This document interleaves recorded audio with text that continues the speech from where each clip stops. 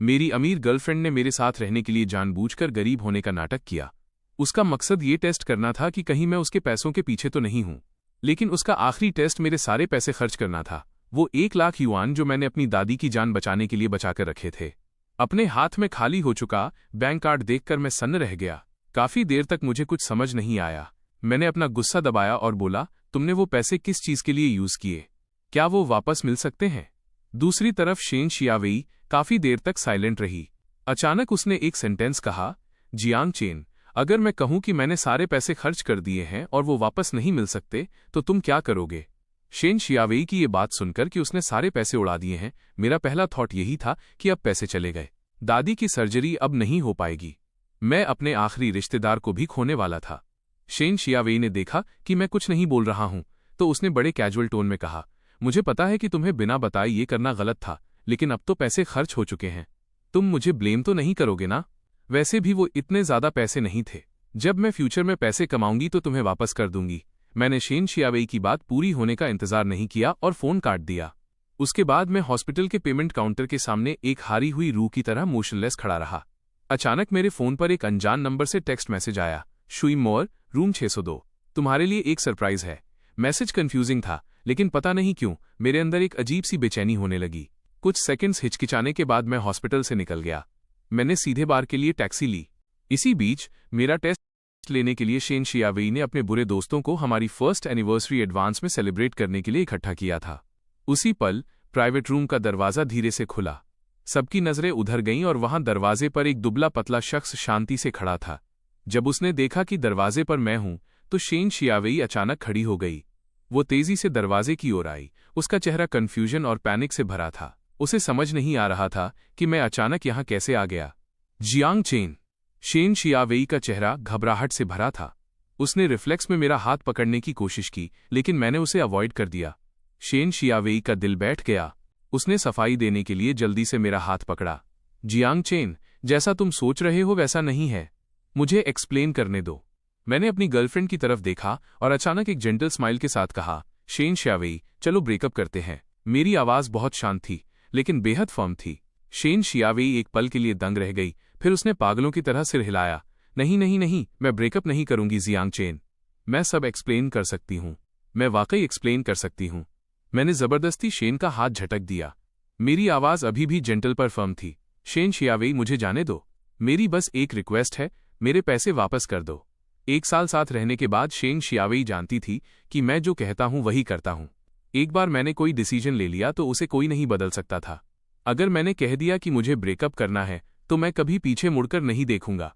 लेकिन Shane शियावेई breakup नहीं करना चाहती थी, क्योंकि उसने मेरे साथ हमेशा रहने के लिए बहुत कुछ झेला था।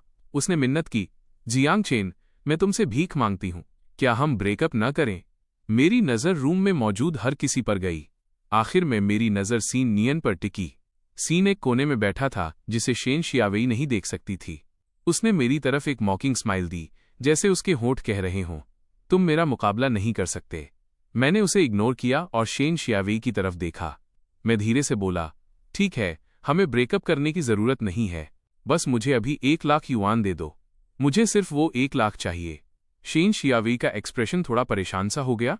उसने अपने होंठ चबाए। जियांग चेन, क्या तुम कल तक का वेट कर सकते हो? कल मैं तुम्हें जितने चाहे उतने पैसे दे सकती हूं, प्लीज। मैंने उसकी तरफ डिसअपॉइंटेड होकर देखा और कमजोरी भरी आवाज में कहा, शेन शियावेई, मुझे बस मेरे बैंक कार्ड के पैसे चाहिए। मुझे मेरे पैसे वापस दे दो। शेन शियावेई ने फिर भी आगे बढ़कर मुझे पकड़ने की कोशिश की, लेकिन उसी वक्त मेरा फोन बज उठा। जैसे ही मैंने कॉलर आईडी देखी, मैंने बिना सोचे फोन उठा लिया। दूसरी तरफ से क्या कहा गया पता नहीं, लेकिन मेरा चेहरा तुरंत पीला पड़ गया। मैं जाने के लिए मुड़ा, पर शेन शियावेई ने मेरी कलाई पकड़ ली। वो बुरी तरह गिड़गिड़ाई, जियांग चेन, मैं ब्रेकअप नहीं करूंगी। कल तक रुक जाओ, मैं तुम्हें जितने चाहिए उतने पैसे दे दूंगी। मैं उसकी तरफ मुड़ा और उसके चेहरे पर एक जोर का थप्पड़ जड़ दिया। शेन शियावेई, हमारे बीच सब पूरी तरह खत्म हो चुका है।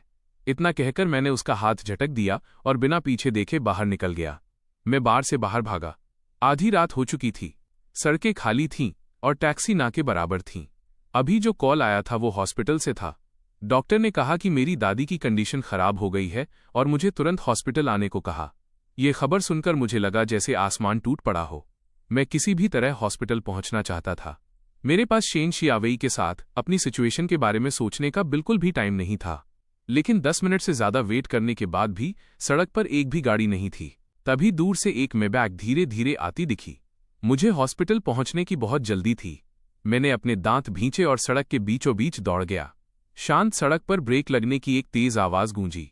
मैंने धीरे से अपनी आंखें खोलीं और देखा कि मेबैक मुझसे 5 सेंटीमीटर से भी कम दूरी पर रुकी थी। ये लगभग मुझे उड़ा ही देती। मेरे पास डरने का वक्त नहीं था। मैं कार की तरफ भागा और ड्राइवर की विंडो पर हाथ मारा। कार की विंडो नीचे हुई। ड्राइवर ने मुझे टेंशन वाले एक्सप्रेशन के साथ देखा और पूछा, बेटा क्या तुम ठीक हो? मैंने जवाब दिया, मैम मैं आपसे भीख मांगता हूं, क्या आप मुझे हॉस्पिटल तक राइड दे सकती हैं? ड्राइवर ने झिझकते हुए पीछे की सीट की तरफ देखा। वहां एक एलिगेंट लेडी बैठी थी। मैं समझ गया कि ड्राइवर को पीछे बैठी उस औरत की बात माननी होगी, इसलिए मैं सीधा पीछे की सीट की तरफ गया और विंडो नॉक की। मिस, क्या मैं आपको एक राइड के लिए तकलीफ दे सकता हूं? मेरी दादी की कंडीशन क्रिटिकल है। मैं हॉस्पिटल पहुंचने की जल्दी में हूं। प्लीज मेरी मदद कीजिए। ड्राइवर ने मेरी बात सुनी। उसे थोड़ा बुरा लगा। उस औरत ने धीरे से सिर हिलाया। ड्राइवर खुश हो गई और उसने जल्दी से मुझे फ्रंट सीट पर बैठने को कहा। जैसे ही मैं बैठा, मुझे एक अच्छी फ्रैग्रेंस आई। इससे मेरा परेशान मूड थोड़ा शांत हुआ। कार सड़क पर तेज रफ्तार से दौड़ने लगी। आधे घंटे बाद कार हॉस्पिटल के एंट्रेंस के सामने रुकी। मैंने जल्दी से शुक्रिया कहा। फिर मैं तुरंत कार से उतरा और सीधा ऑपरेटिंग रूम की तरफ भागा। ड्राइवर ने मुझे जाते हुए देखा। वो पीछे की सीट पर बैठी लेडी की तरफ मुड़ी और पूछा, मिस, अब हमें क्या करना चाहिए? ड्राइवर की बात पूरी होने से पहले ही उसने देखा कि पीछे बैठी लेडी ने कार का दरवाजा खोला और हॉस्पिटल के अंदर जाने लगी। ड्राइवर ने भी देर नहीं की और उसके पीछे चल दी। उन दोनों ने जल्दी ही मुझे ऑपरेटिंग रूम के दरवाजे के सामने खड़ा पाया। दादी को इमरजेंसी ऑपरेटिंग रूम में ले जाया गया था। मुझे वहां खड़े हुए ज्यादा देर नहीं हुई थी कि एक नर्स बाहर भागी आई। उसने मुझसे सर्जरी की फीस भरने को कहा। मैंने पेमेंट स्लिप को कसकर पकड़ा। मेरी उंगलियां सफेद पड़ गई थीं, लेकिन मेरे पास बिल्कुल भी पैसे नहीं थे। तभी पीछे से उस लेडी की आवाज आई, टिंग, जाओ हॉस्पिटल की फीस जमा कर दो। ड्राइवर यांग टिंग तुरंत आगे बढ़ी, मेरे हाथ से पेमेंट स्लिप ली और सीधे पेमेंट काउंटर की तरफ चली गई। मैं ब्लैंक आंखों से बाई लुओ यान को देखता रहा। मेरी आंखें थोड़ी लाल थीं। मैंने कहा, थैंक यू, मैं आपका वाकई बहुत शुक्रगुजार हूं। बाई लुओ यान के एक्सप्रेशन नहीं बदले। उसने बस अपने बैग से एक साफ हैंकरचिफ निकाला और मेरी तरफ बढ़ाया। ये कोई बड़ी बात नहीं है। मैंने रुमाल ले लिया। मेरा गला जैसे भर आया था। मुझे बहुत अनकंफर्टेबल महसूस हो रहा था। इस मोमेंट पर एक अजनबी की इस दयालुता की वजह से मेरे अंदर दबा हुआ सारा दुख फूट पड़ा। बाई लुओ यान ने मेरी तरफ देखा, लेकिन सांत्वना का एक शब्द भी नहीं कहा। वो बस शांति से मेरे बगल में खड़ी रही। यांग टिंग बहुत जल्दी वापस आ गई। उसने पहले बाई लुओ यान की तरफ देखा, फिर मुझे ढांढस बंधाने के लिए पास आई। अब और मत रो, फीस जमा कर दी गई है। तुम्हारी दादी जरूर ठीक हो जाएंगी। मेरे आंसू बूंद बूंद करके गिर रहे थे, रुकने का नाम ही नहीं ले रहे थे। ये देखकर बाई लुओ यान यांग टिंग के पास गई। दोनों ने आपस में कुछ फुसफुसाया और यांग टिंग मुस्कुराते हुए वहां से चली गई। 10 मिनट बाद यांग टिंग हाथ में एक बैग लेकर वापस आई। वो तेजी से दौड़कर आई और मेरे हाथों में गर्म मिल्क टी का कप थमाते हुए बोली, थोड़ी मिल्क टी पी लो, इससे तुम्हें अच्छा फील होगा। मैंने लाल आंखों से यांग टिंग की तरफ देखा और उसे थैंक यू कहने ही वाला था कि यांग टिंग ने कहा, ये सब मेरी बॉस ने खरीदने के लिए कहा था। मैंने वापस बाई लुओ यान की तरफ देखा और कहा, थैंक यू। मुझे नहीं पता कि आज रात मैंने कितनी बार थैंक यू कहा था। 2 घंटे बाद ऑपरेटिंग रूम के दरवाजे आखिरकार धीरे से खुले। डॉक्टर बाहर आए। मैंने नर्वस होकर उनकी तरफ देखा और पूछा, डॉक्टर, मेरी दादी कैसी हैं? डॉक्टर का चेहरा दुख से भरा था। Mister Jiang, I am sorry. हमने अपनी पूरी कोशिश की। मेरे पैर लड़खड़ा गए और मैं गिरते गिरते बचा। यांग टिंग ने तुरंत आगे बढ़कर मुझे सपोर्ट दिया। मेरे आंसू फिर से बहने लगे। डॉक्टर शायद इस सीन के आदी थे।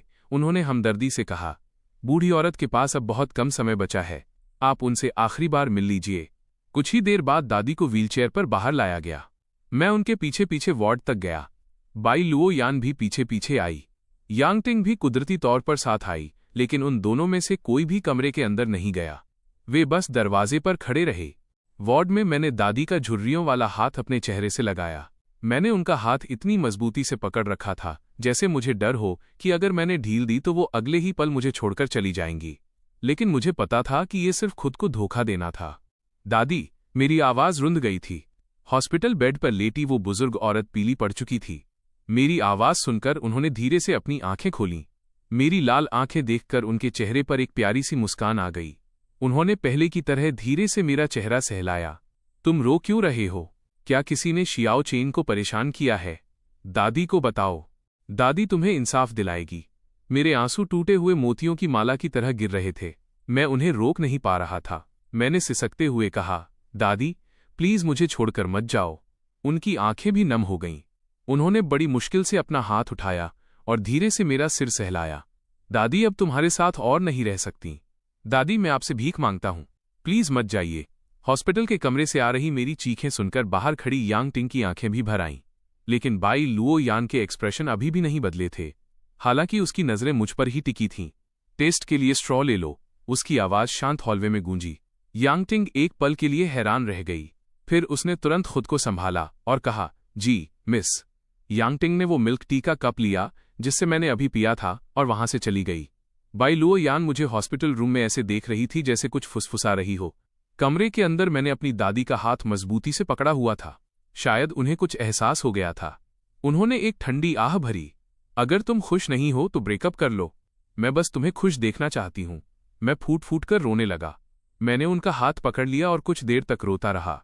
दादी ने ही खुद को पहले संभाला। उन्होंने अपने हाथ से मेरे आंसू पोंछे। मेरे पास अब ज्यादा वक्त नहीं है। कुछ बातें हैं जो मैं तुम्हें बताना चाहती हूं।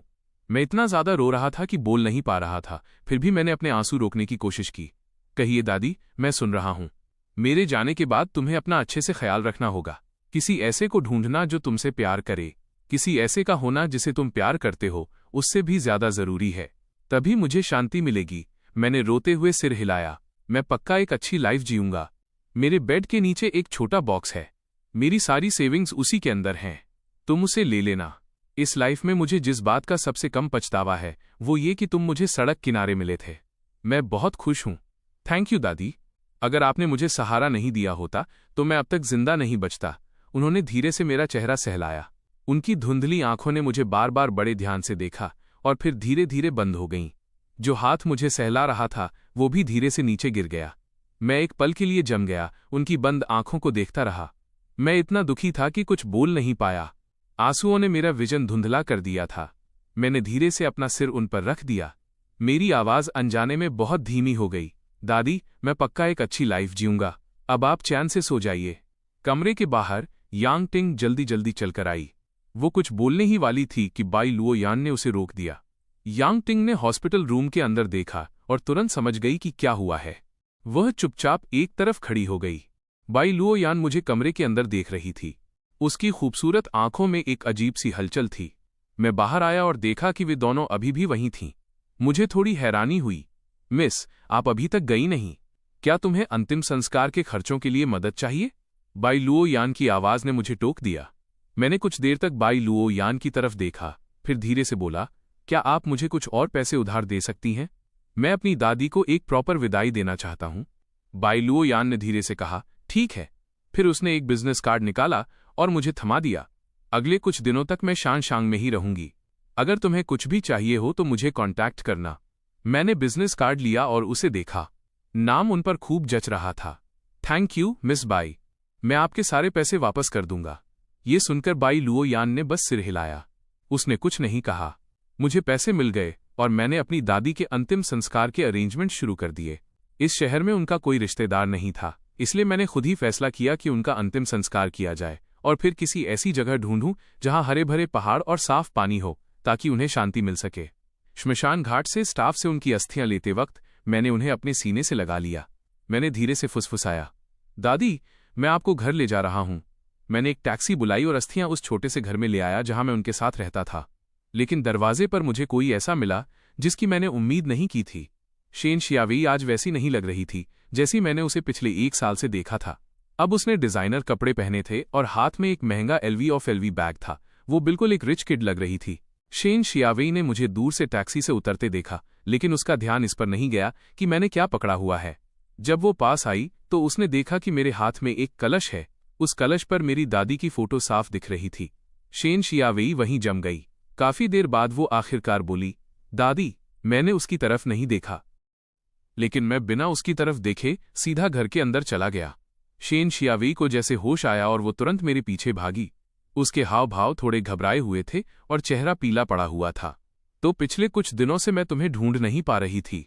क्या इसकी वजह तुम्हारी दादी की डेथ थी? मैंने अब भी कुछ नहीं कहा। मैंने अपनी चाबी निकाली, दरवाज़ा खोला और कलश लेकर अंदर चला गया। शेन शियावेई एक सेकंड के लिए हिचकिचाई, फिर मेरे पीछे अंदर आ गई।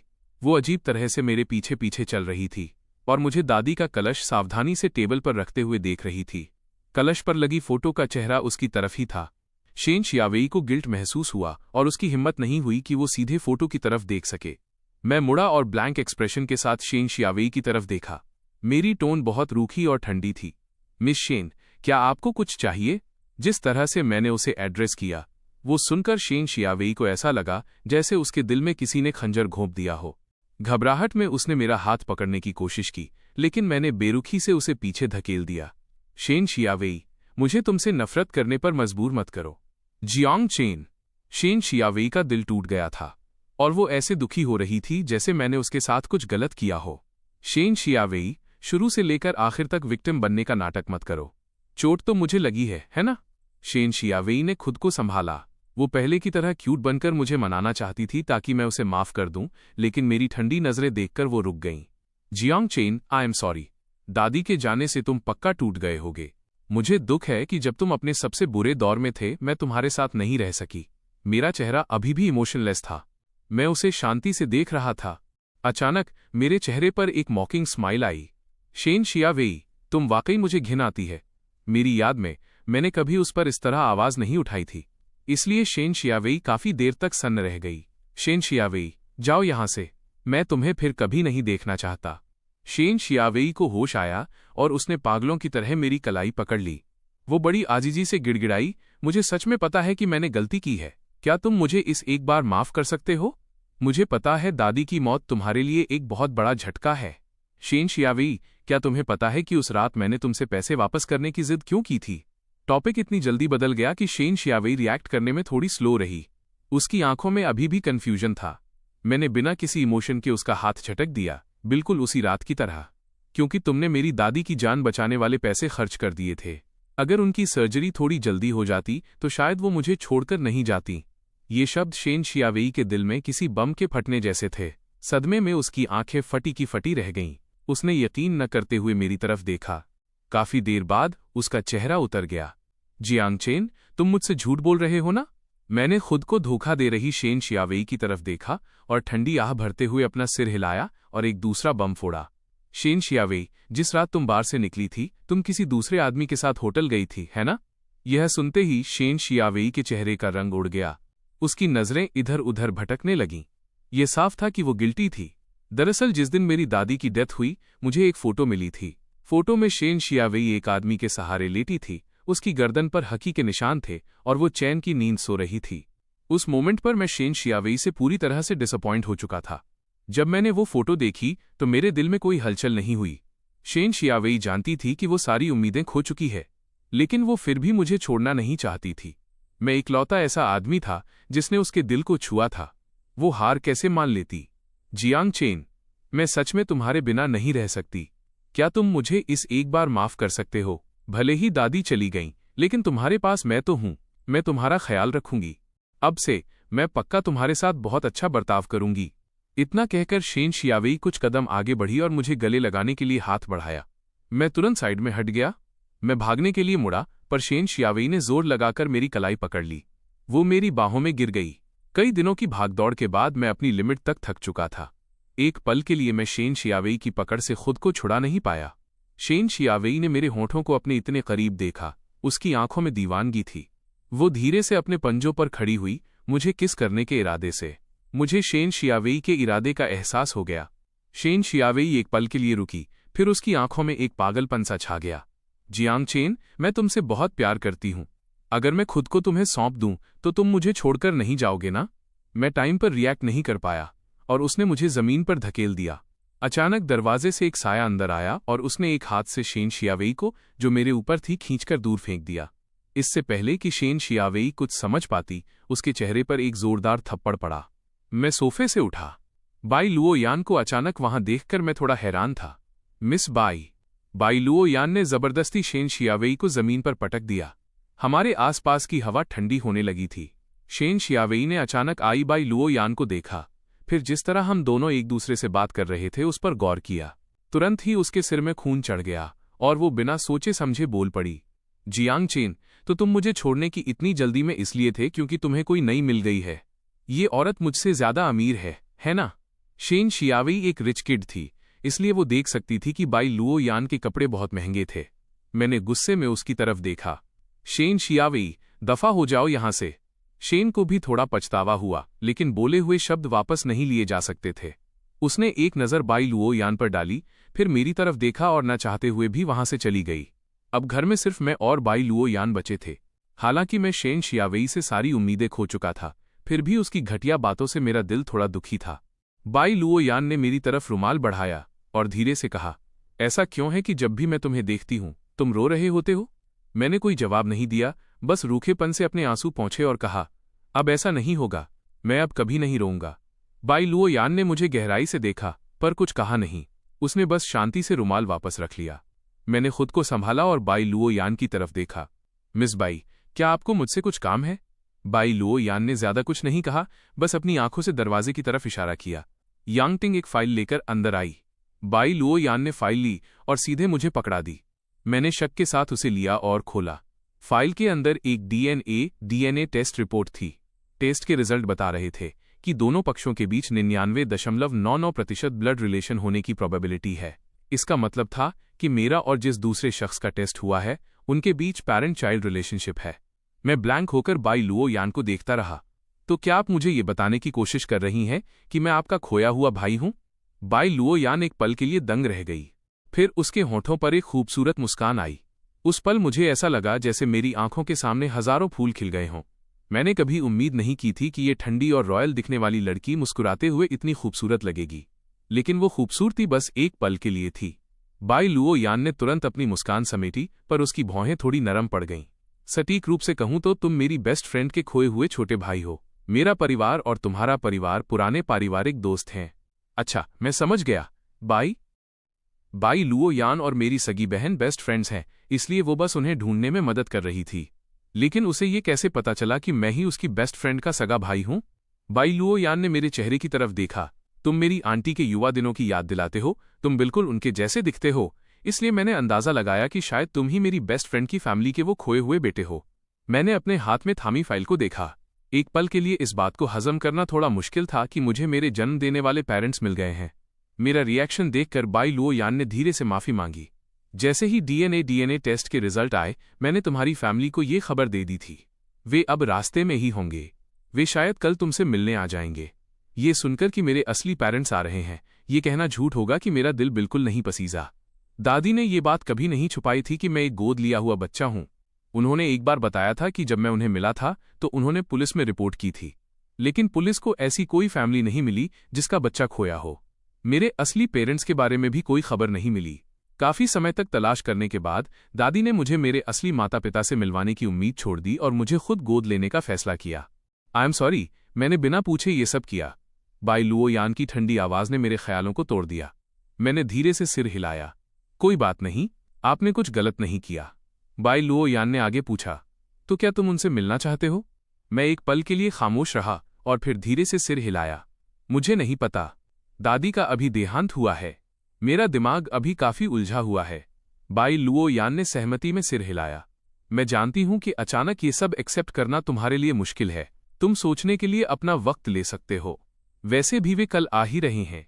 मैंने जवाब दिया, क्या आप मुझे इसके बारे में सोचने के लिए एक रात का समय दे सकती हैं? बाई लुओ यान के होठों पर एक हल्की मुस्कान आई। यह तुम्हारा हक है, फिर मैं तुम्हें और डिस्टर्ब नहीं करूंगी। मैं बाई लुओ यान को छोड़ने दरवाजे तक गया। इससे पहले कि वो कार में बैठती, मैंने उसे पुकारा, miss by, thank you. By Luo यान मुड़ी और सिर हिलाया। फिर वो सिर झुकाकर कार के अंदर बैठ गई। यांगटिंग मुड़ी और मेरी तरफ देखकर मुस्कुराई, फिर कार चला दी। मैं टेबल के पास गया और अपनी दादी का कलश उठाया। मैं बेडरूम की तरफ गया और कलश को बेड के सिरहाने रख दिया। मेरी उंगलियां धीरे से उस बॉक्स के निचले हिस्से को छू रही थीं। मेरी नजरें झुकी हुई थीं और मैं ख्यालों में खोया था। मैंने बेड के नीचे से एक छोटा बॉक्स निकाला। वो कुकीज का एक पुराना लोहे का डिब्बा था। मैंने सावधानी से उसकी धूल पोंछी और धीरे से उसे खोला। उसके अंदर ज्यादा कुछ नहीं था, एक रुमाल में लिपटे हुए कुछ पुराने नोटों की गड्डी, कुछ फोटोज, एक लाल पोटली और एक लिफाफा। इन चीजों को देखकर मेरी आंखों में अपने आप आंसू आ गए। मैंने फोटोज उठाईं। ये मेरी और मेरी दादी की साथ वाली चंद तस्वीरों में से एक थी। फोटो में दादी का चेहरा बहुत प्यारा लग रहा था और मैं खुशी से मुस्कुरा रहा था। मेरी उंगली फोटो में उनके चेहरे को सहलाने लगी। एक आंसू फोटो पर गिर गया। देखते ही देखते और भी आंसू गिरने लगे। मैंने उन्हें पोंछा और फोटो को संभाल कर रखने से पहले उसे अच्छे से साफ किया। मैंने फिर से लिफाफा उठाया। दादी अनपढ़ थीं, वो शायद लिख नहीं सकती थीं। फिर इस बॉक्स में लेटर क्यों था? मैंने धीरे से लिफाफा खोला। अंदर वाकई एक लेटर था। दादी ने अपने जीते जी किसी लिखने वाले से अपने लिए यह लेटर लिखवाया था। लेटर में दादी ने लिखा था कि उन्हें पता था कि वो ज्यादा समय तक मेरे साथ नहीं रह पाएंगी। उन्हें उम्मीद थी कि उनके जाने के बाद मैं उस लाल पोटली में रखी चीजों का इस्तेमाल करके अपने असली पेरेंट्स को ढूंढ लूंगा। दादी ने लेटर में उस साल की डिटेल्स भी लिखी थीं कि मैं उन्हें कैसे मिला था और उस वक्त मेरे पास जो भी चीजें थीं वे सब उस बॉक्स में रखी थीं। लेटर पढ़ने के बाद मैंने लाल पोटली उठाई और उसे खोला। पोटली के अंदर एक लॉन्जेविटी लॉक था। वो बहुत ही खूबसूरती से बनाया गया था। जब दादी ने मुझे पाया था तब वो लॉक मेरे गले में था और उसके पीछे एक नाम खुदा हुआ था। इत्तेफाक से दादी का सरनेम भी जियांग था, इसलिए उन्होंने मेरा नाम जियांग चेन रखा। अगले दिन मैंने एक फैसला किया। चूंकि दादी चाहती थी कि मैं अपने असली माता पिता को ढूंढूं और उनसे मिलूं तो मैं उनकी बात मानूंगा। क्या मेरे असली पेरेंट्स जल्द ही नहीं आने वाले थे? तो मैं उनसे मिलने जाऊंगा। लेकिन मैंने ये भी साफ तौर पर सोच लिया था, जब तक मेरे असली पेरेंट्स मुझे अपनाने की थोड़ी सी भी इच्छा नहीं दिखाएंगे, मैं उनके साथ वापस नहीं जाऊंगा। मैं उन रिश्तेदारों के साथ घर जाने के बजाय अकेले रहना पसंद करूंगा जो मुझे एक्सेप्ट नहीं करते। अगले दिन दोपहर को मैं बाहर जाने ही वाला था कि किसी ने दरवाज़ा खटखटाया। मैंने दरवाज़ा खोला और देखा कि बाहर कई लोग खड़े हैं। उनमें एक मिडिल एज कपल था जिनके चेहरे मुझे बहुत जाने पहचाने लगे, खासकर वो माँ जो थोड़ी थोड़ी मेरी तरह दिखती थीं। जैसे ही उन्होंने मुझे देखा वे आगे बढ़ीं और मुझे कसकर गले लगा लिया। माँ ने आखिरकार तुम्हें ढूंढ लिया। मेरा शरीर एक पल के लिए अकड़ गया। अनजाने में किसी अजनबी के फिजिकल कांटेक्ट को रिजेक्ट कर रहा था, लेकिन मेरे कान में माँ के रोने की आवाज़ ने मुझे थोड़ा इमोशनल कर दिया। मेरा इरादा उन्हें पीछे धकेलने का था, लेकिन मैं हिचकिचाया और मैंने कुछ नहीं किया। मिसेस जियांग और भी फूट फूट कर रोने लगीं। उनके गर्म आंसू मेरे कंधे को भिगो रहे थे। मैंने हिचकिचाते हुए अपना हाथ उठाया और धीरे से उनकी पीठ थपथपाई। अब और मत रोइए। उस एक सेंटेंस ने मिसेस जियांग को और भी जोर से रुला दिया। उनके बगल में खड़े मिस्टर जियांग की आंखें भी लाल थीं, लेकिन वे मिसेस जियांग की तुलना में थोड़े शांत थे। मेरी अनकंफर्टेबल स्थिति को भांपते हुए मिस्टर जियांग ने एक कदम आगे बढ़ाया और मिसेस जियांग को अपने पास खींच लिया। ठीक है, तुम हमारे प्यारे बेटे को डरा रही हो। ये सुनकर मिसेस जियांग ने तुरंत अपने आंसू पोंछे। हाँ, सही कह रहे हो, हमें अपने बेटे को डराना नहीं चाहिए। तभी मुझे याद आया कि सबको अंदर बुलाना है। फिर मैं पानी उबालने के लिए किचन में गया। मिस्टर जियांग और बाकी सब उस छोटे से घर के अंदर आए और वहां का सादा माहौल देखने लगे। मिसेस जियांग के आंसू फिर से निकल आए। वो छोटा घर भले ही पुराना था, पर साफ सुथरा रखा गया था। ये साफ था कि उनके बेटे को ये सारी मुश्किलें नहीं झेलनी चाहिए थीं। जियांग फैमिली के हर सदस्य के दिल में एक ही बात चल रही थी। इस बार पूरी जियांग फैमिली आई थी, मिस्टर जियांग, मिसेस जियांग और उनके 2 बच्चे। ये सुनकर कि उनका बरसों पहले खोया हुआ छोटा भाई मिल गया है, मेरे सगे भाई जियांग यांग और मेरी सगी बहन जियांग वानू दोनों अपना काम छोड़कर पेरेंट्स के साथ बेचांग आ गए थे। अभी जब दरवाज़ा खुला था तो दोनों भाई बहन ने मेरा चेहरा देखा और कंफर्म कर लिया कि उनके सामने खड़ा ये नौजवान वाकई जियांग फैमिली का खोया हुआ खजाना है, क्योंकि मेरा चेहरा और मिसेस जियांग का जवानी का चेहरा बिल्कुल एक जैसा था। इसके अलावा बाई लुओ यान की डीएनए रिपोर्ट से सब कुछ पहले ही तय हो चुका था। अब जिस जगह उनका छोटा भाई इतने सालों से रह रहा था उसे देखकर दोनों भाई बहन को अपने इस मिले हुए भाई के लिए दुख होने लगा। किचन में मैं काफी देर तक केतली को ब्लैंक होकर देखता रहा।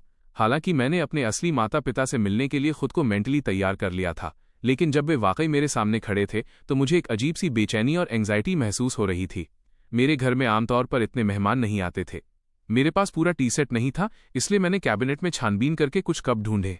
चाय बनाने के बाद मैं बाहर आया। मिसेस जियांग ने मुझे बाहर आते देखा और तुरंत मेरी तरफ लपकी। जियांग यांग बहुत समझदार था। उसने आगे बढ़कर मेरे हाथ से ट्रे ले ली। लाओ, मुझे दो। इस बीच मिसेस जियांग ने मुझे पकड़कर घर के इकलौते छोटे सोफे पर बिठा दिया। बाकी सब ने बड़ी समझदारी से अपने बैठने के लिए कुर्सियां ढूंढ लीं। किसी के भी चेहरे पर उस जगह की हालत देखकर नफरत का भाव नहीं था, बल्कि उनकी आंखों में मेरे लिए बहुत दर्द था। मैंने झिझकते हुए अपनी नाक छुई। आई एम सॉरी, मेरा घर बहुत छोटा है। मिसेज जियांग ने जब मेरा ये फॉर्मल और दूरियों वाला बर्ताव देखा तो उनकी आंखें फिर से भर आईं। ये माँ की गलती है कि मैंने तुम्हारा ख्याल नहीं रखा और तुम्हें इतनी मुसीबतें झेलनी पड़ी। मैंने देखा कि मिसेज जियांग फिर से रोने वाली हैं तो मुझे भी दुख हुआ। शायद ये माँ बेटे का गहरा रिश्ता ही था। मैंने हाथ बढ़ाकर धीरे से उनकी पीठ थपथपाई। माँ, अब और मत रोइए। उस एक शब्द माँ ने मिसेज जियांग को रुलाना भुला दिया। उन्होंने बड़े खुश होकर मेरी तरफ देखा। जियांग चेन, तुम मुझे माँ बुलाने के लिए तैयार हो। आसपास खड़े जियांग फैमिली के बाकी मेंबर्स भी बहुत खुश थे। मिस्टर जियांग को भी अब और किसी बात की परवाह नहीं थी। वो मेरे बगल में बैठ गए और अपनी तरफ इशारा करते हुए बोले, मैं डैड हूं। मिस्टर जियांग की उम्मीद भरी आंखों को देखकर मेरा दिल उन्हें मना करने का नहीं हुआ, इसलिए मैंने भी पुकारा, डैड। मिस्टर जियांग एक हट्टे कट्टे इंसान थे, पर मुझे डैड कहते सुन उनकी आंखें भी नम हो गईं। उन्होंने अपना चेहरा घुमाकर अपने आंसू पोंछे। जियांग यांग बड़ी शालीनता से मुस्कुराया, मैं तुम्हारा बड़ा भाई हूं। जियांग वानरू भी धीरे से मुस्कुराई, मैं तुम्हारी बड़ी बहन हूं। मैंने अपने भाई बहन की तरफ देखा जो मेरे साथ इतने प्यार से पेश आ रहे थे, और मेरे चेहरे पर एक सच्ची मुस्कान आ गई। मिसेज जियांग ने देखा कि मैंने उन्हें कितनी जल्दी अपना लिया है तो उन्होंने खुशी खुशी मुझे गले लगाना चाहा, पर अचानक कुछ सोचकर वो हिचकिचाईं। ये देखकर मैंने खुद आगे बढ़कर उन्हें गले लगा लिया। उनके आंसू बाढ़ की तरह बहने लगे और वो मुझे पकड़कर सिसकने लगीं। हमारे बगल में खड़े जियांग यांग को देखा तो वो भी सीधा रो ही रहा था। जियांग वानरू ये सब देखकर अपनी पलकें झपका रही थीं। उसने मुड़कर देखा कि बाई लुओ यान शुरू से आखिर तक शांति से एक तरफ खड़ी थी और सोफे पर बैठे मुझे ही देख रही थी। हालांकि उसके एक्सप्रेशन बहुत हल्के थे, पर यह साफ दिख रहा था कि वो अपनी बेस्ट फ्रेंड जियांग वानरू के लिए इमोशनल थी, जिसे उसका खोया हुआ छोटा भाई मिल गया था। लुओ यान, तुम्हारा बहुत बहुत शुक्रिया, इस बार जियांग वानरू ने बड़ी ईमानदारी से कहा। बाई लुओ यान ने अपनी नजरें हटाईं और अचानक उसके कंधे को 2 बार थपथपाया। थोड़ी देर रोने के बाद मिसेज जियांग ने मेरा हाथ मजबूती से थाम लिया और पिछले 20 सालों की मेरी लाइफ के बारे में डिटेल में पूछने लगी। मैंने कुछ नहीं छुपाया। मैंने उन्हें बताया कि कैसे दादी ने मुझे ढूंढा और फिर कितनी मुश्किलों से मेरा पालन पोषण किया। मैंने सिर्फ अच्छी बातें बताईं, दुख वाली नहीं, और दादी के साथ बिताए उन सालों को बड़े हल्के फुल्के अंदाज में सुनाया। लेकिन हकीकत में मेरे बिना कहे भी जियांग फैमिली जानती थी कि इतने सालों तक मैं और दादी एक दूसरे के सहारे थे और लाइफ पक्का आसान नहीं रही होगी। उन्हें डर था कि शायद मैं अपनी ये नई पहचान तुरंत एक्सेप्ट न कर पाऊं, इसलिए उन्होंने इस बारे में ज्यादा बात नहीं की। जियांग फैमिली अभी भी दादी जियांग की बहुत शुक्रगुजार थी कि उन्होंने मुझे बचाया। उन्होंने ही मुझे नई जिंदगी दी और मेरी परवरिश बहुत अच्छे से की थी। मिस्टर जियांग ने इमोशनल होकर कहा, वाकई हम पर उस बुजुर्ग औरत का बहुत बड़ा कर्ज है। मुझे दादी की याद आई और मेरा दिल फिर से भारी होने लगा। ये देखकर मिसेज जियांग ने मेरी पीठ थपथपाई। दुखी मत हो, हम उनके लिए सबसे अच्छी दफन जगह ब्यूरियल प्लॉट ढूंढेंगे। ये सुनकर मैं थोड़ा हैरान और खुश हुआ। सच में? मिसेज जियांग ने सिर हिलाया और आगे बोली, अब तुम माँ, डैड और अपने भाई बहन के साथ कैपिटल वापस चलो। ठीक है, मैं अपने असली पेरेंट्स के साथ जाने के लिए तैयार था, क्योंकि अब मुझे पता था कि वे मुझे घर ले जाने के लिए कितने उतावले हैं। मैंने अब जियांग फैमिली के साथ जाने से मना नहीं किया, क्योंकि इस जगह पर अब ऐसा कोई इंसान या चीज नहीं बची थी जिससे मैं जुड़ा रहूं। हाँ, मैं आप सबके साथ घर चलूंगा। मेरी हाँ सुनते ही जियांग फैमिली की खुशी का ठिकाना नहीं रहा। जियांग वानरू ने तुरंत अपना फोन निकाला और अरेंजमेंट्स करने लगी। मिसेज जियांग और जियांग यांग ने मेरा सामान पैक करने में मदद की। पैकिंग के दौरान मेरा फोन लगातार बज रहा था। मैंने बस एक नज़र डाली और उसे साइलेंट कर दिया। मैंने इस जगह को छोड़ने से पहले अपना नंबर बदलने का प्लान बनाया था, ताकि यहाँ के लोगों और यादों को आखिरी विदाई दे सकूं। 1 घंटे बाद मैं अपनी दादी की अस्थियां और अपना थोड़ा सा सामान लेकर एयरपोर्ट जाने के लिए मेबाख में बैठ गया। जैसे ही मैं और जियांग फैमिली वहां से निकले, शेन शियावेई मेरे दरवाजे पर पहुंची। कार से उतरते ही उसने दरवाजा खटखटाया, पर वो चाहे जितनी देर खटखटाती रही, किसी ने दरवाजा नहीं खोला। जियांग चेन, मैं हूं। दरवाजा खोलो। क्या हम शांति से बात कर सकते हैं? जियांग चेन, मुझे सच में पता है कि मैंने गलती की है। प्लीज मुझे इग्नोर मत करो। मैं ब्रेकअप नहीं करना चाहती। शेन शियावेई दरवाजे पर खुद से ही बातें करती रहीं, पर घर के अंदर सन्नाटा छाया था। सोंग जिनियन भी थोड़ी देर बाद वहां पहुंच गया। शेन शियावेई का मेरे लिए ये पागलपन वाला प्यार देखकर उसने धीरे से अपने होंठ चबाए। दिल ही दिल में वो मुझसे इस हद तक जल रहा था कि पागल हो जाए, पर चेहरे पर उसे अभी भी वही दयालु और उदार लुक बनाए रखना था। आसमान में बिजली कड़की और तुरंत ही तेज बारिश होने लगी। शेन शियावेई पूरी तरह भीग गई। ये देखकर सोंग जिनियन ने ड्राइवर के हाथ से छाता लिया और शेन के सिर पर तान दिया। शियावेई, बारिश हो रही है, चलो कार में बैठते हैं, वरना तुम बीमार पड़ जाओगी। मुझे तुम्हारी फिक्र की जरूरत नहीं है। आज मुझे जियांग चेन से माफी मांगनी ही होगी। सोंग जिनियन ने अपनी नजरें झुका लीं। शेन शियावेई मैं बस। शेन शियावेई मुड़ी और उसे घूरते हुए बोली, क्या तुम्हें समझ नहीं आता? अगर तुम नहीं होते तो जियांग चेन मुझे छोड़कर नहीं जाता। ये सब तुम्हारी वजह से हुआ है, सब तुम्हारी वजह से। लेकिन शेन शियावेई, मैं तुम्हारा मंगेतर फियांस हूं, हम दोनों की शादी होने वाली है। शेन शियावेई को अचानक जैसे किसी बात ने ट्रिगर कर दिया। वो मुड़ी, उसकी आंखें खून जैसी लाल थीं और वो सोंग जिनियन को घूरने लगी। मैं तुमसे कभी शादी नहीं करूंगी। सोंग जिनियन शेन शियावेई के इस रूप को देखकर डर गया। उसने अचानक हाथ से छाता फेंक दिया और शेन को गले लगाने के लिए आगे बढ़ा। दूसरी तरफ एयरपोर्ट पहुंचने के बाद मैंने अपना पुराना फोन और उसके अंदर का सिम कार्ड एयरपोर्ट के एक डस्टबिन में फेंक दिया। बिना पीछे मुड़े मैंने अपनी दादी की अस्थियां लीं और जियांग फैमिली के साथ कैपिटल की फ्लाइट में सवार हो गया। ये मेरा प्लेन में बैठने का पहला एक्सपीरियंस था और मुझे सब कुछ नया लग रहा था। मेरा रिएक्शन देखकर जियांग फैमिली का दिल एक बार फिर पसीज गया। उनके लाडले बच्चे ने कभी दूर का सफर नहीं किया था और न ही कभी प्लेन में बैठा था। नहीं, अब हमें उसका बहुत ख्याल रखना होगा। मेरे पास पूरा। जियांग फैमिली क्या सोच रही थी मुझे नहीं पता था। मैं बस अपनी सीट पर शांति से बैठा रहा। बाई फैमिली और जियांग फैमिली दोनों बहुत अमीर खानदान हैं, इसलिए वे कुदरती तौर पर फर्स्ट क्लास में ही ट्रैवल करते हैं। अगर ये पहले की बात होती तो मैं इसके बारे में सोचने की हिम्मत भी नहीं करता। मेरी 20 साल की सादगी भरी लाइफ ने मुझे अनजाने में थोड़ा संकोची बना दिया था। इसके उलट जियांग फैमिली और बाई लुओ यान बहुत शांत दिख रहे थे, जैसे उन्हें इस लग्जरी की पुरानी आदत हो। मैंने अपने होंठ भींचे। इससे मुझे बहुत कड़वा एहसास हुआ कि हम दोनों एक ही दुनिया के नहीं हैं। जियांग वॉनरू एक लड़की है और उसने मेरी थोड़ी हिचकिचाहट वाली हालत नोटिस कर ली। उसे तुरंत समझ आ गया कि शायद मैं इस सब का आदी नहीं हूं। इसलिए जियांग वॉनरू उठी और मेरे बगल में आकर बैठ गई। शियाओचेन, क्या तुम्हें अजीब लग रहा है? मुझे उम्मीद नहीं थी कि जियांग वॉनरू मेरी घबराहट ताड़ लेगी। मैं एक पल के लिए हिचकिचाया, पर फिर सिर हिला दिया। हाँ, मुझे वाकई थोड़ा अजीब लग रहा है। क्या मेरी वजह से सबको शर्मिंदा होना पड़ा? जियांग वॉनरू धीरे से मुस्कुराई और उसने मेरा हाथ मजबूती से थाम लिया। बिल्कुल नहीं, शर्मिंदा होने की जरूरत नहीं है। हमारा जियांग चेन बहुत प्यारा है। बस बात यह है कि तुम्हें अभी इसकी आदत नहीं है। धीरे धीरे सब ठीक हो जाएगा, बाद में तुम्हें इसकी आदत पड़ जाएगी। मैं तुम्हें सब सिखा दूंगी। मैंने उस प्यारी सी जियांग वॉनरू की तरफ देखा। मेरा दिल भर आया। तो ऐसी होती है एक बड़ी बहन। जियांग वॉनरू का दिल भी पिघल गया। तो ऐसा होता है एक छोटा भाई होना। कुछ घंटों बाद प्लेन जिंगचांग एयरपोर्ट पर सेफली लैंड कर गया। मैं कुदरती तौर पर जियांग फैमिली के साथ वीआईपी एग्जिट की तरफ बढ़ा। जब हम जिंगचांग पहुंचे तो शाम हो चुकी थी। मैंने अपने सामने इस बिल्कुल अनजान शहर को जिज्ञासा से देखा, पर मैं जरा भी नर्वस नहीं था। यही वो जगह है जहां मुझे बड़ा होना चाहिए था। एयरपोर्ट के वीआईपी एग्जिट के बाहर कई लग्जरी कारें पहले से ही वेट कर रही थीं। एक मिडिल एज आदमी जो बटलर जैसा लग रहा था, जियांग फैमिली को देखते ही मुस्कुराया और ग्रीट करने के लिए आगे आया। मास्टर, मैडम, बड़े छोटे मालिक, बड़ी छोटी मालकिन और मंझले छोटे मालिक, सेकंड यंग मास्टर। ये पहली बार था जब मुझे मंझला छोटा मालिक बुलाया गया। ये फीलिंग काफी नई थी, पर फिर भी मैंने बटलर को देखकर एक पोलाइट स्माइल दी। बटलर दंग रह गया। उसे उम्मीद नहीं थी कि ये नया मिला छोटा मालिक इतना तमीजदार होगा। जैसा कि उम्मीद थी, जियांग फैमिली के जीन्स वाकई बहुत स्ट्रांग हैं। भले ही छोटा मालिक इतने सालों तक खोया रहा, पर उसकी हड्डियों में समाये हुए ये बेहतरीन जीन्स कभी नहीं बदलेंगे। लग्जरी कार के अंदर काफी जगह थी, पर जियांग फैमिली का कोई भी मेंबर अलग कार में नहीं जाना चाहता था, इसलिए वे सब एक ही कार में ठुस गए। बाई लुओ यान भी समझदारी से जियांग फैमिली की कार में बैठ गई, जबकि कई कारें खाली थीं। सुबह जियांग फैमिली से मिलने के बाद से मुझे बाई लुओ यान से बात करने का मौका नहीं मिला था। इस वक्त बाई लुओ यान मेरे ठीक सामने बैठी थी। मैं मुस्कुराया और बोला, मिस बाई, थैंक यू। इस थैंक यू के बहुत मायने थे। मेरी दादी की मदद करने के लिए शुक्रिया और मुझे मेरी फैमिली से मिलाने के लिए शुक्रिया। बेचांग छोड़ने से पहले दादी की सर्जरी के लिए मैंने पड़ोसियों से काफी पैसे उधार लिए थे। मेरा इरादा था कि मैं हर घर जाके पैसे वापस करूंगा, पर मेरे सगे भाई जियांग यांग ने मुझे बताया कि उन लोगों की मदद के बदले सारे कर्ज चुका दिए गए हैं।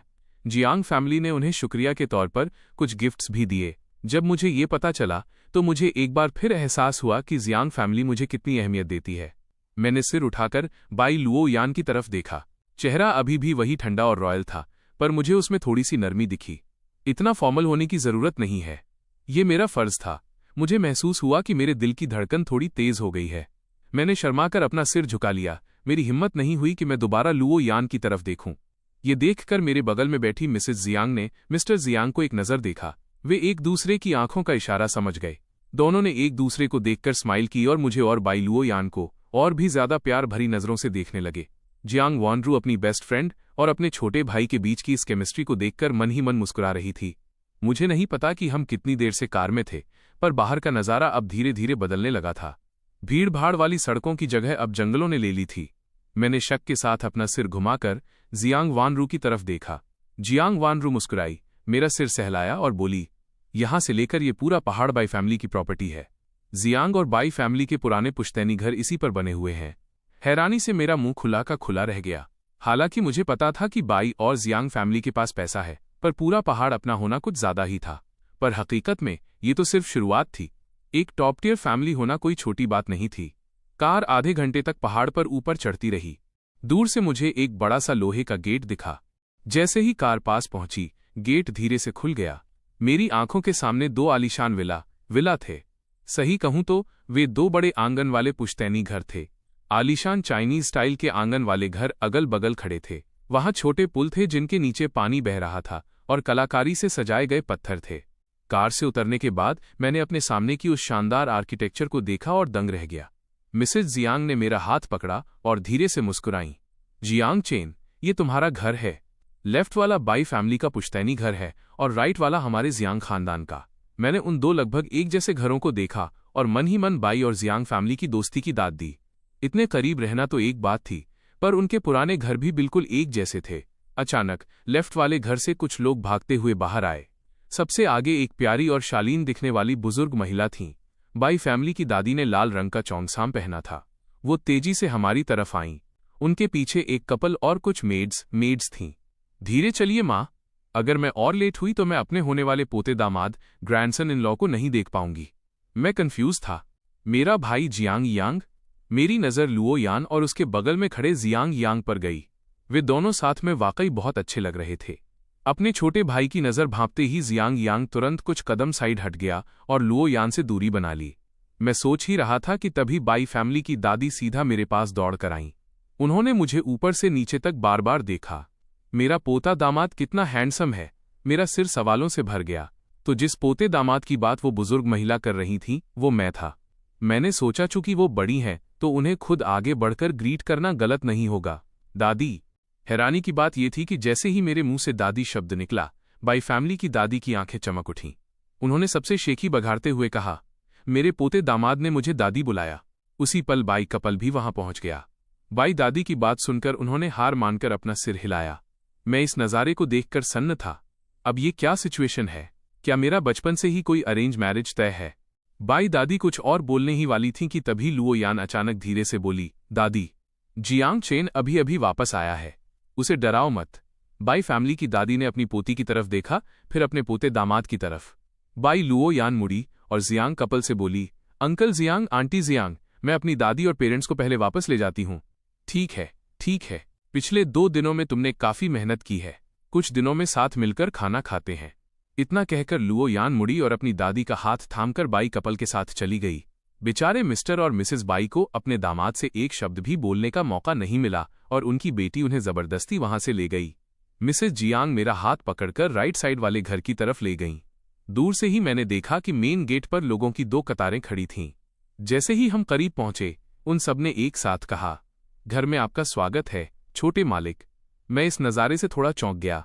फिर संभलने के बाद मैं थोड़ा इमोशनल हो गया। इस मोमेंट पर मुझे वाकई एहसास हुआ कि मैं घर आ गया हूं। मिस्टर और मिसेस जियांग ने मेरा एक एक हाथ पकड़ा और घर के अंदर ले गए। जियांग यांग और जियांग वानरू हमारे पीछे पीछे अंदर आए। बटलर ने पहले ही लेट नाइट मील, रात का खाना तैयार कर रखा था और बस जियांग फैमिली के लौटने का इंतजार था। मैंने जियांग हाउस में कदम रखा। मेरे आसपास की हर चीज बिल्कुल अनजान थी, पर हर कोने से लग्जरी झलक रही थी। जैसा सोचा था, अमीरों की जिंदगी वाकई अलग होती है। यहाँ तक कि डाइनिंग टेबल भी बहुत बड़ा था। हालांकि उन्होंने जानबूझकर कोई छानबीन नहीं की थी, फिर भी मिसेज जियांग ने पहले ही मेरी पसंद नापसंद के बारे में पूछ लिया था, ताकि मेट्स ने जो खाना तैयार किया था वो सब मेरी पसंद का हो।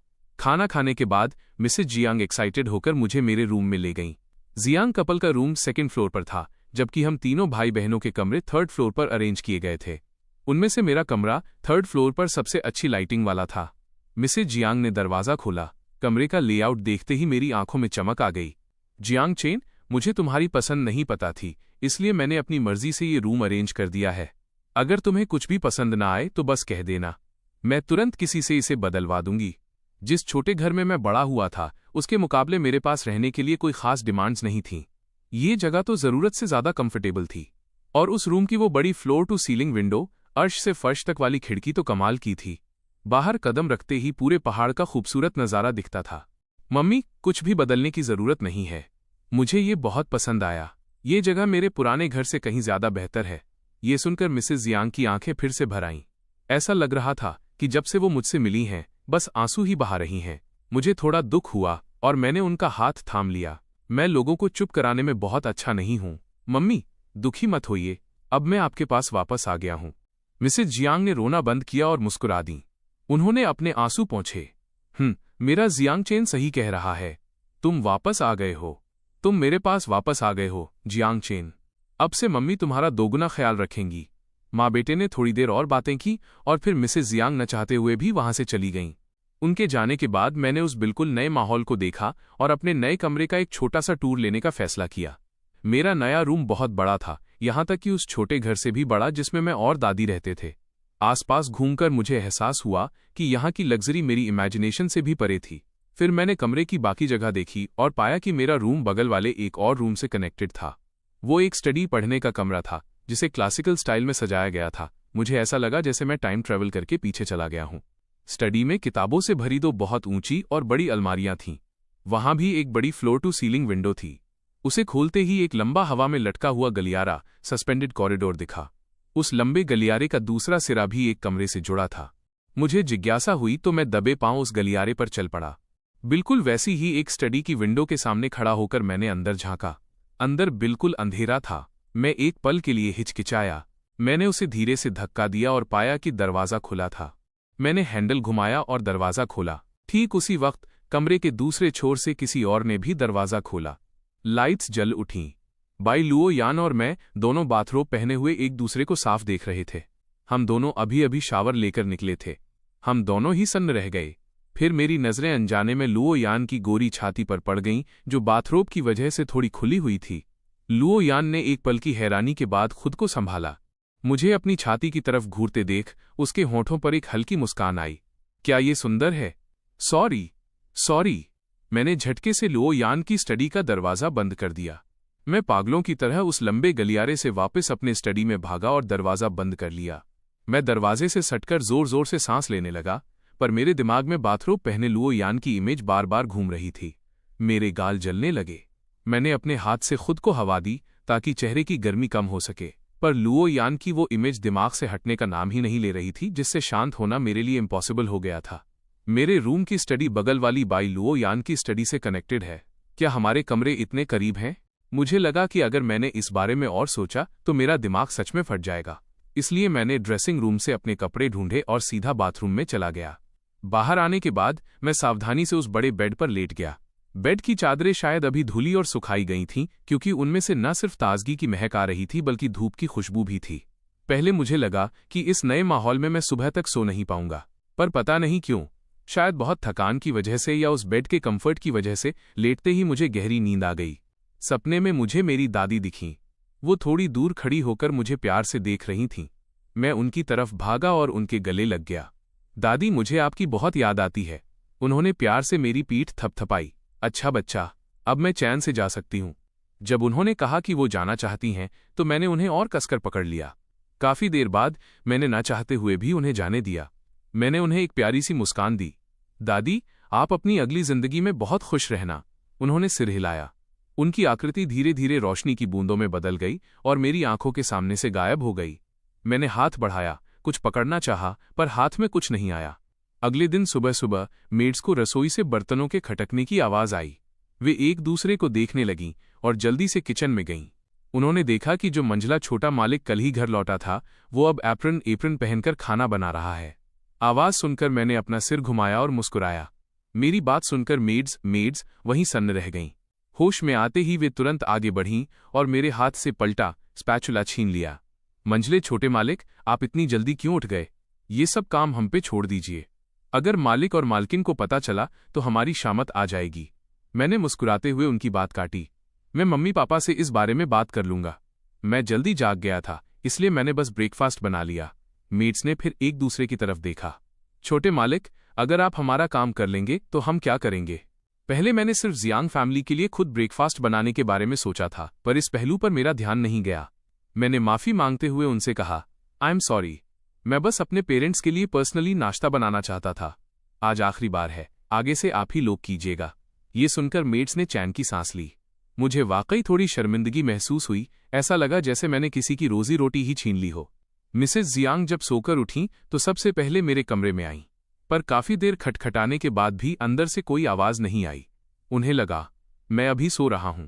नतीजा ये हुआ कि वो मिस्टर जियांग और मेरे भाई बहन जब नीचे आए तो उन्होंने मुझे ब्रेकफास्ट टेबल पर लगाते हुए देखा। कदमों की आहट सुनकर मैंने सिर उठाया तो देखा जियांग फैमिली के चारों मेंबर्स वहां हैरान खड़े थे। मेरे चेहरे पर एक बड़ी मुस्कान आ गई। मम्मी, पापा, भाई, दीदी, मैंने ब्रेकफास्ट बना लिया है, आइए खाइए। वे चारों होश में आए और जल्दी से नीचे आकर डाइनिंग टेबल के पास खड़े हो गए। टेबल पर चाइनीज और वेस्टर्न दोनों तरह का ब्रेकफास्ट था। जियांग वानरू ने अपनी पलकें झपकाते हुए पूछा, जियांग चेन, क्या ये सब तुमने बनाया है? मैंने शर्माते हुए सिर हिलाया, पर क्रेडिट लेने का मेरा कोई इरादा नहीं था। मैं जल्दी उठ गया था तो बस थोड़ा बहुत बना लिया। आप सब टेस्ट करके बताइए कि कैसा लगा। चाहे उन्हें पसंद आए या ना आए, जियांग फैमिली नाश्ता तो पूरा खत्म करने ही वाली थी। मिसेज जियांग ने बड़े दुख के साथ मेरा हाथ थामा। मेरे बच्चे, तुम इतनी जल्दी नाश्ता बनाने के लिए उठ गए? मैंने सिर हिलाया, फिर अचानक कुछ याद आने पर जल्दी से बोला, बस सुबह नींद नहीं आ रही थी, इसलिए उठकर नाश्ता बना लिया। अब से मेड्स ही ये सब संभालेंगी, मैं थोड़ा ज्यादा देर तक सो सकता हूँ। मिस्टर और मिसेज जियांग समझ गए कि मैं इसलिए ऐसा कह रहा हूं ताकि वे मेड्स को काम में लापरवाही के लिए डांटे नहीं। ये सुनकर मिसेज जियांग ने भी राहत की सांस ली। साथ रहने का तरीका अभी धीरे धीरे तालमेल में आएगा। मिस्टर जियांग ने आगे बढ़कर माँ बेटे दोनों को गले लगाया और हमें टेबल पर बैठने के लिए इशारा किया। चलो जल्दी से अपने बेटे के हाथ का बना खाना चखते हैं, ठंडा हो गया तो अच्छा नहीं लगेगा। मिसेज जियांग मुस्कुराईं। ठीक है, मैं टेस्ट करती हूँ। टेबल पर रखा ये नाश्ता मैंने अपने हाथों से बनाया था, इसलिए भले ही ये टेस्टी न होता वे इसे पूरा खाते। वैसे भी मेरी कुकिंग स्किल्स वाकई बुरी नहीं थीं। नाश्ता सादा था, पर फ्लेवर घर के शेफ से कम नहीं था। सुबह नाश्ता बनाते वक्त मैंने घर की आंटी से जियांग फैमिली की पसंद के बारे में पूछ लिया था और सबकी पसंद के हिसाब से ये स्पेशल ब्रेकफास्ट तैयार किया था। जब चारों ने नाश्ता चखा तो सबके चेहरे पर सेटिस्फेक्शन साफ दिख रहा था। मिस्टर जियांग खाते हुए तारीफ करने लगे, हमारे जियांग चेन की कुकिंग स्किल्स तो कमाल की हैं, बिल्कुल घर के शेफ जैसी। मिसेज जियांग ने भी सुर में सुर मिलाया, वाकई बहुत टेस्टी है। बड़े भाई के चेहरे पर हैरानी थी। छोटे भाई, क्या तुमने पहले कभी ये सीखा है? अपनी फैमिली को खुशी खुशी खाते देख मुझे भी बहुत सुकून मिला। हाई स्कूल की गर्मियों की छुट्टियों में मैं एक ब्रेकफास्ट डाइनर नाश्ते की दुकान में पार्ट टाइम काम करता था। वहां का नाश्ता बहुत फेमस था। हर दिन सूरज निकलने से पहले ही वहां लंबी लाइन लग जाती थी। जब मैंने ये बताया तो मेरी टोन बहुत नॉर्मल थी। मेरा मकसद खुद को विक्टिम दिखाना नहीं था, पर जियांग फैमिली को ये सुनकर वैसा बिल्कुल नहीं लगा। उनका छोटा भाई हाई स्कूल की छुट्टियों में काम करता था और सुबह होने से पहले ही पैसे कमाने के लिए निकल जाता था। जियांग यांग और जियांग वानरू को अपनी छुट्टियां याद आईं, जो या तो घूमने फिरने में बीतती थीं या दोस्तों के साथ शॉपिंग करने में। इस कंपैरिजन ने उन दोनों को थोड़ा शर्मिंदा कर दिया, और सबसे ज्यादा शर्मिंदा तो मिस्टर और मिसेज जियांग थे। उनकी लापरवाही की वजह से उनका छोटा बेटा खो गया और उसे इतनी तकलीफें झेलनी पड़ी। मिस्टर जियांग और जियांग यांग वाकई बाप बेटे थे। मैंने देखा कि दोनों ने एक साथ अपनी जेब से एक एक ब्लैक कार्ड निकाला और सीधा मेरे हाथों में थमा दिया। बेटा, इसे रखो, जो मन करे वो खरीदो, बस खुलकर खर्च करो। मेरे बड़े भाई ने भी अपना ब्लैक कार्ड बढ़ा दिया। छोटे भाई, ले लो, जो चाहे खरीदो, बस बिंदास खर्च करो। मैं अपने हाथ में उन 2 ब्लैक कार्ड्स को ब्लैंक होकर देखता रहा। होश में आने में मुझे काफी वक्त लगा। जियांग वानरू ने रिएक्ट करने में थोड़ी देर कर दी और वो अपने बैग से कार्ड निकालने ही वाली थी कि मैंने उसे रोक दिया। दीदी, आप मत निकालिए। जियांग वानरू ने मुंह फुला लिया। उसे खुद पर गुस्सा आ रहा था कि वो पापा और भाई जितनी जल्दी रिएक्ट क्यों नहीं कर पाई। मैंने वे दोनों ब्लैक कार्ड्स उनकी तरफ वापस बढ़ा दिए। आप लोग ये कार्ड्स वापस रख लीजिए। उस मोमेंट पर जियांग फैमिली के सबके चेहरे उदास हो गए। वे अपने बेटे के लिए कुछ करना चाहते थे, पर उन्हें पता नहीं था कि मुझे क्या पसंद है, इसलिए उन्होंने सोचा कि सीधे पैसे दे देते हैं ताकि मैं अपनी पसंद की चीजें खरीद सकूं। आखिर जियांग फैमिली के पास पैसे की कोई कमी नहीं थी। अगर मैं बेतहाशा खर्च भी करता तो भी उन्हें फर्क नहीं पड़ता, पर मेरा कार्ड्स रिजेक्ट करना पापा और बड़े भाई का दिल तोड़ गया। मिसेस जियांग अपने पति और बेटे के मन की बात समझ गईं। उन्होंने वे दोनों ब्लैक कार्ड्स लिए और दोबारा मेरे सामने रख दिए। तुम्हारे पापा और भाई बस इसकी भरपाई करना चाहते हैं, इसे बिना किसी झिझक के एक्सेप्ट कर लो। मैंने मम्मी की तरफ देखा, फिर पापा और भाई के उदास चेहरों की तरफ और आखिरकार कार्ड्स ले लिए। वैसे भी मेरे पास पैसे खर्च करने की ज्यादा जगह नहीं थी। अगर उन्हें खुशी मिलती है तो कार्ड्स रखने में क्या हर्ज है। तभी मेन गेट से कुछ लोग अंदर आए। ये बाई फैमिली के चारों मेंबर्स थे। दरअसल बाई फैमिली की एक और बेटी भी है, पर वो अभी पढ़ाई के लिए विदेश में है और वापस नहीं आ पाई। बाई दादी के पहुंचने से पहले ही उनकी आवाज आ गई, पोते दामाद, दादी तुमसे मिलने आई है। जियांग फैमिली के सब लोग उनके स्वागत के लिए खड़े हो गए। बाई दादी ने टेबल पर नाश्ता सजा देखा तो हैरानी से पूछा, छोटे जियांग, क्या तुम्हारी फैमिली ने ब्रेकफास्ट शेफ बदल दिया है? मिस्टर जियांग ने बड़े गर्व से मेरी तरफ देखा। यह जियांग चेन है जो सुबह जल्दी उठकर यह सब बना रहा था। बाई दादी, क्या आपने? जैसे ही बाई फैमिली की मुखिया दादी ने सुना कि उनके पोते दामाद ने नाश्ता बनाया है, वो तुरंत टेबल पर बैठ गईं और चॉपस्टिक्स उठाकर खाने लगीं। ये देखकर मैं बोल पड़ा, दादी बाई प्लीज 1 मिनट रुकिए। बाई दादी की चॉपस्टिक्स हवा में ही रुक गईं। सबने देखा कि मैं तेजी से किचन में भागा और कुछ हल्की फुल्की डिशेज, लाइटर डिशेज बाहर ले आया। मैंने वो नाश्ता उनके सामने रखा। सबकी नजरें खुद पर देख मैं थोड़ा शर्मा गया। मैंने सुना था कि शायद बाई दादी आ रही हैं, इसलिए मैंने स्पेशली आपके लिए ये हल्का नाश्ता बनाया है। बुजुर्गों के लिए सुबह हल्का खाना ही बेहतर होता है। बाई और जियांग फैमिली का हर सदस्य जानता था कि बाई दादी को चटपटा और तेज मसालेदार खाना पसंद है और उन्हें फीका या हल्का खाना सबसे ज्यादा नापसंद था। लुओयान कुछ बोलने ही वाली थी कि उसने देखा बाई दादी ने बड़े चाव से वो हल्का नाश्ता उठाया और खाने लगीं। उनके चेहरे पर नापसंदगी या मजबूरी का एक भी निशान नहीं था। इस बार सब वाकई हैरान थे। बाई दादी मुझे देखकर मुस्कुराते हुए खा रही थीं। मेरा पोता दामाद ही मेरा सबसे ज्यादा ख्याल रखता है। बाई कपल ने बेबसी से एक दूसरे को देखा। क्या वे अपनी माँ का ख्याल नहीं रखते थे? उन्होंने कितनी बार उन्हें हल्का खाना खाने की सलाह दी थी, पर क्या दादी ने कभी उनकी सुनी? और यहाँ मैंने बस एक बार कहा और दादी ने उसे खुशी खुशी खा लिया। वाकई अलग अलग लोगों के साथ बर्ताव भी अलग होता है। मिस्टर जियांग मुस्कुराए और उन्होंने बाई फैमिली को बैठने के लिए कहा। दरअसल मैंने बाकी तीनों के लिए भी अलग से नाश्ता तैयार किया था। एक ही मील से मैंने बाई फैमिली का दिल जीत लिया था। जब मैं लुओयान के पास नाश्ता लेकर गया तो मुझे अचानक कल रात वाला वो ऑकवर्ड इंसिडेंट याद आ गया और मेरे गाल तुरंत लाल हो गए। पर बाई लुओयान ने ऐसे रिएक्ट किया जैसे कुछ हुआ ही न हो। अपने सामने नाश्ता और ब्लैक कॉफी का कप देखकर उसकी गहरी आंखों में एक चमक आ गई। थैंक यू, उसकी साफ और मीठी आवाज मेरे कान में गूंजी। मेरे दिल की धड़कन एक पल के लिए रुक गई। Mention not, your welcome. सबने हम दोनों के बीच की ये केमिस्ट्री देखी और एक दूसरे को जानकार नजरों से देखा। डाइनिंग टेबल पर दोनों फैमिलीज बहुत खुश और मिलनसार थीं। बातचीत बहुत अच्छी चल रही थी। मैं बहुत ज्यादा बोलने वाला इंसान नहीं हूं, इसलिए मैं बस शांति से एक तरफ बैठकर सुनता रहा। खाने के बाद अचानक मेरे बगल से एक सुरीली आवाज आई, बाहर टहलने चलें? जैसे ही मैंने सिर उठाया, लुओयान पहले से ही मेरे बगल में खड़ी थी। वो बस शांति से मुझे देख रही थी। ये सुनकर मिसेस जियांग और मिसेस बाई मुस्कुराईं और हम दोनों को देखने लगीं। टहलना तो अच्छी बात है। दोनों मम्मी की बात सुनकर मुझे लगा कि अगर अब मैंने लुओयान का ऑफर ठुकराया तो ये ठीक नहीं होगा। इसलिए मैं खड़ा हो गया और उसके पीछे लिविंग रूम से बाहर निकल आया। मिसेस जियांग और मिसेस बाई ने उन दोनों को जाते देखा और एक साथ सेटिस्फैक्शन के साथ मुस्कुरा दी। मिसेस बाई धीरे से हंसी। लगता है दोनों बच्चे एक दूसरे को नापसंद नहीं करते। मिसेस जियांग के चेहरे पर भी एक्साइटमेंट था। अगर वाकई उनकी बात बन जाए तो कितना अच्छा होगा। आंगन में मैंने उन करीने से सजाई गई क्यारियों को देखा और महसूस किया कि ऐसे माहौल में टहलने से मेरा मूड काफी बदल गया है। बाई लुओयान जियांग हाउस के पत्थरों वाले रास्ते पर मेरे बगल में खामोशी से चल रही थी। मुझे लगा कि बिना कुछ बोले बस ऐसे ही चलते रहना थोड़ा अजीब है, इसलिए मैं सोचने लगा कि क्या बात की जाए। पर मैं और लुओयान करीब नहीं थे और मुझे समझ नहीं आ रहा था कि उससे क्या बात करूं। अचानक लुओयान बोली, जियांग शेन। इतने अपनेपन से पुकारा जाना मुझे थोड़ा अजीब लगा, पर लुओयान बहुत कैजुअल लग रही थी। उसने अपने सुर्ख होंठों से धीरे से कहा, तुम्हें पता है ना कि हमारी फैमिलीज पीढ़ियों से दोस्त हैं? मैंने सिर हिलाया। हाँ, मुझे पता है। तभी लुओयान ने कहा, तो क्या तुम्हें पता है कि जब तुम पैदा हुए थे तभी से तुम्हारी मेरे साथ बचपन की मंगनी, चाइल्डहुड बिट्रोथल तय हो चुकी थी? मैं हैरानी से लुओयान की तरफ मुड़ा और ब्लैंक होकर अपनी पलकें झपकाने लगा। मुझे एक पल के लिए समझ ही नहीं आया कि क्या रिएक्ट करूं।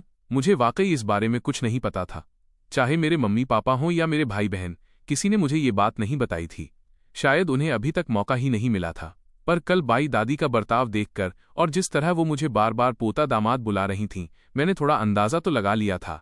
बस मैं अब तक उस ख्याल को इग्नोर कर रहा था। अब जब बाई लुओ यान ने इतनी सफाई से ये बात छेड़ दी थी तो मुझे लगा कि मैं अब अनजान बनने का नाटक नहीं कर सकता। अमीर खानदानों में बचपन की मंगनी होना एक बहुत ही नॉर्मल बात है। दोनों परिवारों के बड़े एक दूसरे को जानते हैं और उनके बीच बहुत करीबी रिश्ता है। अपने बच्चों को और भी करीब लाना उनके लिए एक बहुत ही साधारण सोच है।